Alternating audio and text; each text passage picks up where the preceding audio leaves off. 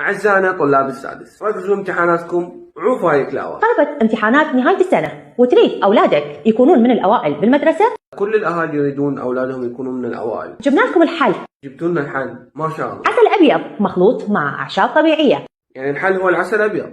العسل الأبيض هو اللي راح يدرس بمكان الطلاب، لو العسل الأبيض راح يدرس الطلاب بمكان الآباء. زيادة التركيز والحفظ. زيادة التركيز والحفظ، ذاكرة داخلية راح يشد للطالب. راسلونا. يعني ما أعرف شنو ممكن نوصف هذا الإعلان.